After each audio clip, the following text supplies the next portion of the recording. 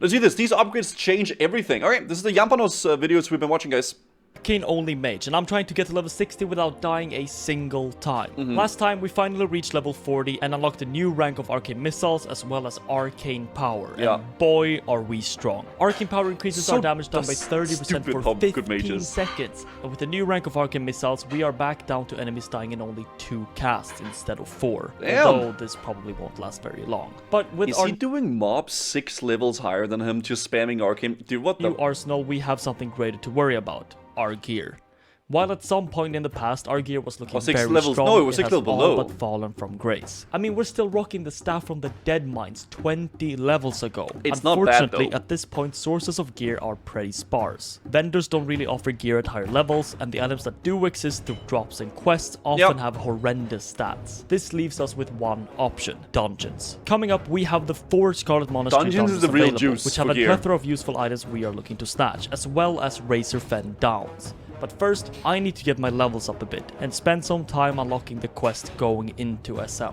We are also very close to getting our mount. With just a few more gold, and we will drastically increase our movement speed and shorten travel times all around the world. Coming into Alterac, the guide insisted on me doing the elite quest in the area. I'm not too sure about this. The Kind of crazy how the guide on hardcore wants you to do fucking elite quests. entire courtyard is filled with elites with massive amounts of HP. Some of them can even fear me for up to 8 seconds. But They can be kind of rough. I am Thank you not though, one Blum to Blum. disobey the arrow, so in the stealthiest fashion ever, I snuck my way past the elites, at times running away to reset there's a or good cutting polymorph my spot, way yeah, I know. out, until eventually I found the enemy I was looking for. All I had to do next was sneak into a building, and by rotating polymorphs, we escaped unharmed. You used to be able to pick that When through we the wall. take our time, it feels like we can overcome any obstacle. It is only in moments of rush that we get a few scares. And to really sell that point, when I saw a druid trying to contest my quest mobs, I sprinted into a building with way more enemies than I thought, and kind of almost died. Now he it just goes in, pops arcane power, and spams arcane explosion. What the was time fuck? to get another elite quest. It's and so this one is a insane. tad bit trickier. I have to venture into Stromgarde in an enclosed area filled with there's patrolling like 5 ogres. mobs. The shamans in here have a chance to drop the quest item, and circumnavigating this place is kinda tricky.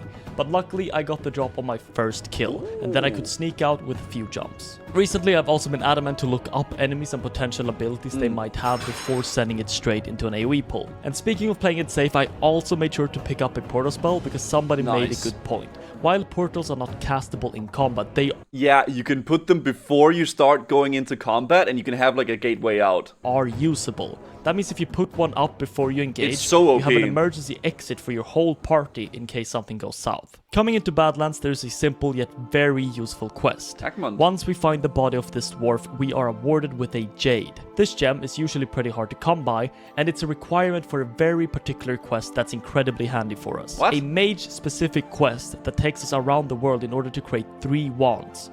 One with arcane damage bonus, really? which is what we see. I didn't know this. This quest will eventually end in Scarlet Monastery, so getting this jade was another step towards cool. preparing for the dungeon. I don't think I've ever leveled a mage that high in vanilla. one of my favorite just parts don't of this challenge is constantly looking around to find good AoE farm spots, and then pulling according to how good or bad it is.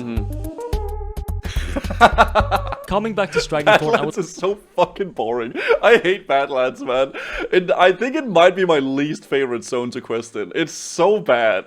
was feeling very brave against these goblins. So brave, in fact, I constantly pulled multiple without kiting, which Yeah. of course in some instances forced me to hightail it out of there. Then it was time Lots of for mobs another close together. elite. They're The just strategy when it annoying. comes to elites have changed a bit. First, I pop arcane power and send 3 arcane missiles into the boss before the spell runs out. Then I try to use up most of my mana but save enough Dude, for it's so mana nuts. shields, which I then use directly into a few ticks of evocation. The mana shield will block the attacks from the boss to not interrupt the cast of evocation and allow me to get my mana back. Then I just need to use the rest of my hell? mana to finish up the elite. This lets us keep a target dummy and potion on That's hand at all insane. times in case something goes wrong. With Bagthera down, we were just inches away from our mount, and all we needed was to finish up a few quests for the final stretch. Before that could happen, we yet again stood face to face with another elite. This This one time is I made easy a though. small optimization to throw a grenade at the point where I'm going to evocation, giving me 2 extra seconds smart. before they have a chance to break our shield. And with all those elite quests out of the way, it was time for another huge batch of quests to turn in, Caspan. which we proceeded with haste before teleporting to Ironforge to pick up our mount. Okay. After careful consideration, I finally managed to choose which color suited us best. Now look, we even have matching eyes. Hi, Lunius. This is massive. A 60% movement speed increase wherever we go in the world. Getting your first mount is so freaking satisfying. What's up, Marfa? Good to see you as well, man. Yeah, I finished Diablo 3, the campaign last night. Yeah, I did. Speed up not only leveling our character, but also professions a lot. Of course, it has been a very long time for us without mount, so I instantly forgot about it and didn't use it. But with the mount, it was now time for me to do all the Mage 1 quest prerequisites. It now being easier to travel the world with the help of the mount. Okay. But as I was doing so, I got another Jade drop, kinda ruining the whole point of my earlier speech and planning. He was talking so highly about that quest and earlier. now that all the quests were done, I was ready to go into the monastery. Okay. After I found a group, of course.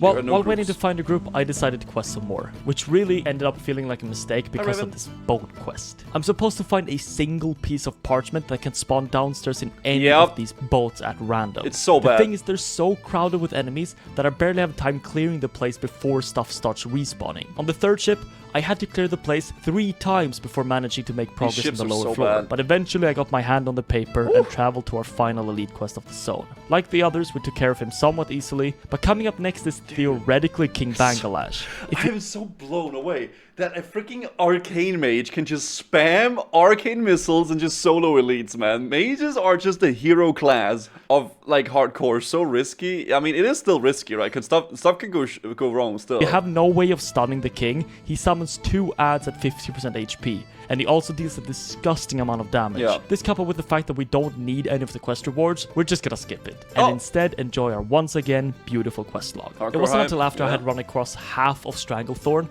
done all the quests and turned in every last one of them, that I realized I had done so without using my mount a single time.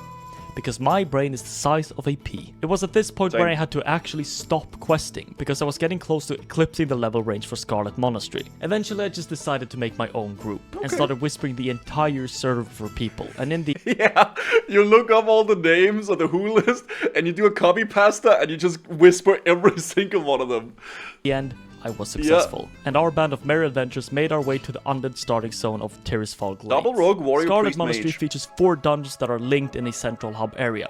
You have the graveyard, library, armory, and then finally the cathedral. In terms of items, we are looking for a few. There are 2 potential helm drops that have intellect on top of the stats we already have, weapons we could use to finally replace the staff from Deadmines, and a necklace, again with added intellect. There are also some zone drops from trash, but most of those items have like a 1 in 3,000 drop chance. Oof. So I'm not getting my hopes up. Any upgrade we get our hands on here. No, you don't have to do SM Senlal. He's just doing it because it's good gear. And I think dungeons are a good way to break up the monotony of, like, just, like, questing. Because, like, you're just questing. It's fun.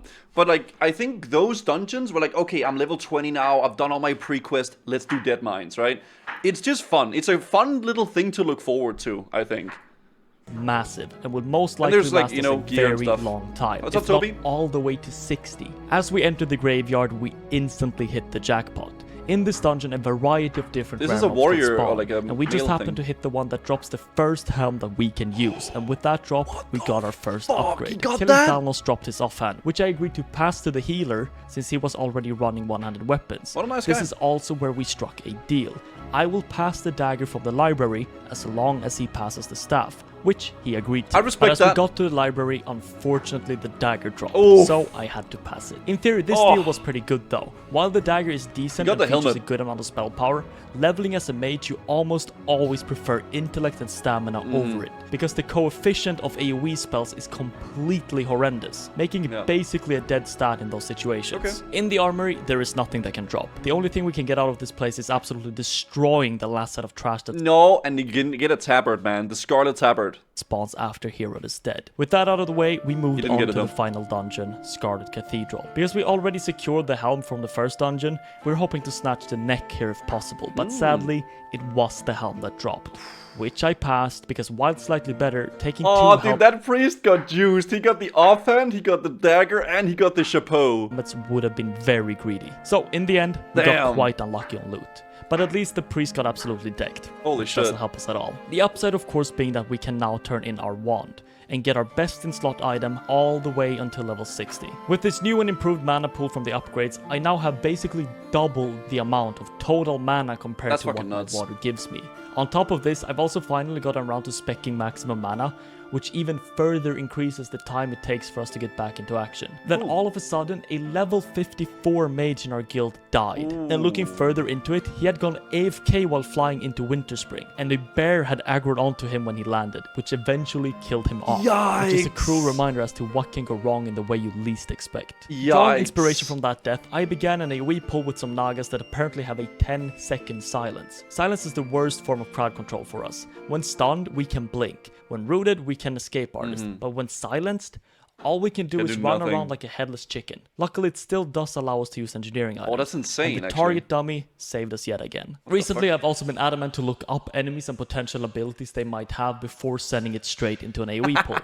After a very long time of searching, I managed to scrounge up a very nasty looking group for Razor True, but it's fun. On top of having basically every buff available in the game in our roster, we also essentially have 3 classes that can tank in case of emergency. Running there, I realized I had been using the wrong rank of Arcane Intellect for quite some time. So now our mana pool is even more immense. Arcane has a talent that reduces threat generation by 40%. Couple this with Blessing of Salvation, which reduces it by 30%, while multiplicative, that still lends itself to about a 60% threat reduction total, which lets me just go completely nuts with the Arcane Explosion. With this group, the dungeon did not stand a single chance, but we are looking to acquire this very good belt, which didn't drop, and also this very good chest, which also didn't drop.